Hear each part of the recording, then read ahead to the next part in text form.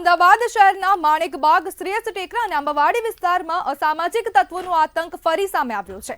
30 જુલાઈની મધરાત્રે bike પર આવેલા અજાણ્યા શખ્સોએ 26 જેટલી પાર્ક કારના ટાયર છરા વડે ફાડી નાખ્યા। ક્રેટા, બ્રેઝા, કિયા અને સ્વિફ્ટ જેવી ગાડીઓ નિશાન બની। સીસીટીવી ફૂટેજ હોવા છતાં 24 કલાક બાદ પણ પોલીસ આરોપી સુધી પહોંચી નથી। હવે સવાલ એ છે કે લોકોની સુરક્ષા માટે તંત્ર શું કરી રહ્યું છે?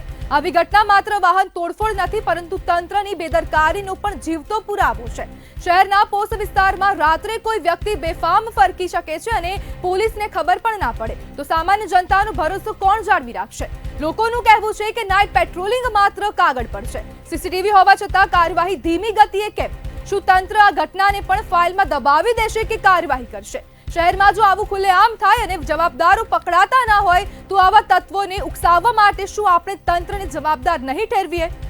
અનેક સવાલો અહીં ઉભા થઈ રહ્યા છે કે અમદાવાદમાં જે 26 ગાડીઓના ટાયર ફાડી નાખવામાં આવ્યા અને જો સામાજિક તત્વોએ આતંક મચાવ્યો તેના 24 કલાક બાદ પણ પોલીસ દ્વારા કોઈ પણ પ્રકારની અત્યાર સુધીમાં કાર્યવાહી કરાઈ નથી અને સ્થાનિકો પણ કહી રહ્યા છે કે તેમના એરિયામાં પોલીસનું જે પેટ્રોલિંગ છે તે પણ વધારવામાં આવે। સ્થાનિકો દ્વારા હવે માંગ કરી દેવામાં આવી છે કે પોલીસ પેટ્રોલિંગ વધારવામાં આવે અને પ્રશ્નો સીધા તંત્રને થઈ રહ્યા છે કે લોકોની સુરક્ષા માટે તંત્ર શું કરી રહ્યું છે? જ્યારે સીસીટીવી ફૂટેજ મળી ગયા છે તેના આધારે જે આરોપી છે તેની શોધખોળ પણ હાથ ધરી શકાય, પરંતુ પોલીસ દ્વારા હજુ સુધી કોઈ પણ પ્રકારની કાર્યવાહી કરાઈ નથી।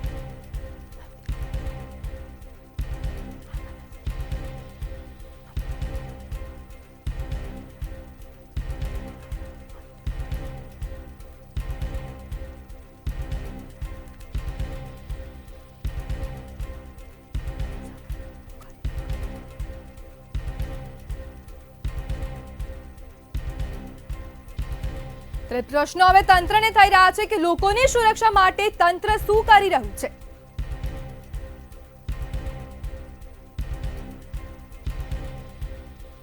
પોસ્ટ વિસ્તારમાં આવી ઘટના બને તો જવાબદાર કોણ છે? તંત્ર દ્વારા કયા પ્રકારની અત્યાર સુધીમાં કાર્યવાહી કરાઈ છે તે પણ સામે આવ્યું નથી અને અમદાવાદમાં અસામાજિક તત્વો બેફામ રીતે આતંક મચાવી રહ્યા છે અને 26 જેટલી ગાડીઓને નુકસાન પહોંચાડ્યું છે। સ્થાનિક લોકોએ પણ હવે પેટ્રોલિંગની માંગ કરી છે। લુખા તત્વોની વધુ એક કરતૂત સામે આવી છે।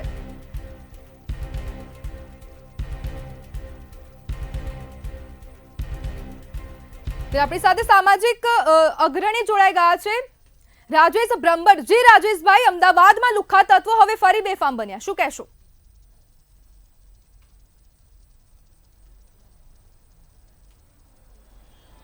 ખૂબ જ ખરાબ ઘટના બની છે, દુઃખદ ઘટના બની છે।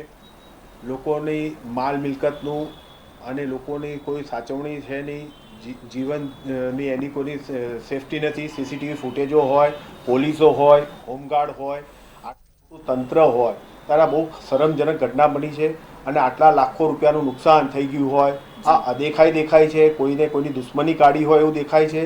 આમાં તો તરત ને તરત આનું રિઝલ્ટ મળવું જોઈએ। આ જે બુટલેગર હોય કે અસામાજિક તત્વો હોય એના પર કડકમાં કડક કાર્યવાહી થવી જોઈએ અને આ અદેખાઈઓને બંધ કરીને અસામાજિક તત્વોનો જે ત્રાસ વધી ગયો છે એને દાબવો જોઈએ। જી રાજેશભાઈ, આખી જે આ ઘટના છે તે હાસ્યાસ્પદ છે, પરંતુ આ ટાયર ફાડવા કેટલું યોગ્ય?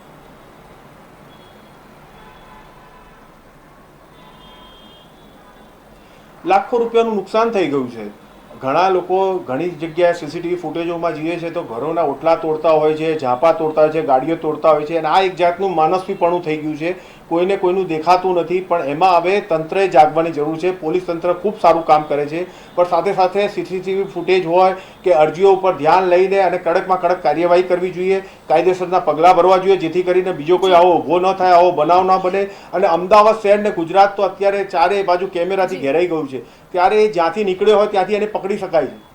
રાજીવભાઈ, 24 કલાકથી વધુ સમય થઈ ગયો છે અને સીસીટીવી ફૂટેજ પણ છે, પણ પોલીસે હજુ સુધી કોઈ કાર્યવાહી નથી કરી।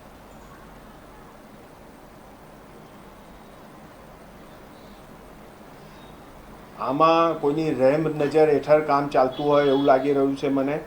બહુ ખરાબ થયું છે। કોઈને હોસ્પિટલમાં જવું હોય, એરપોર્ટ જવું હોય, કોઈને બહાર જવું હોય, ઇમરજન્સી આવે તો આ 26 વાહનવાળા કેવી રીતે બહાર જતા? એમનું દુઃખ સુખમાં ઊભું કોણ રહેશે? હાલ ને હાલ ત્યાં આગળ જઈ અમદાવાદના તમામ કેમેરા ચેક કરીને આ વ્યક્તિને પકડવો જોઈએ અને એના પર કડકમાં કડક કાર્યવાહી કરીને એવો દાખલો બેસાડવો જોઈએ કે કોઈ બી સોસાયટી કે બહાર કે અંદર ક્યાંય પણ આવા કોઈ બનાવ બનવાનો જોઈએ. જી રાજેશભાઈ, જોડાવા બદલ આપનો આભાર. પ્રશ્ન હવે તંત્રને છે કે લોકોની સુરક્ષા માટે તંત્ર શું કરી રહ્યું છે અને સીસીટીવી ફૂટેજ હોવા છતાં પણ પોલીસ દ્વારા હજુ સુધી કોઈ કાર્યવાહી કરાઈ નથી.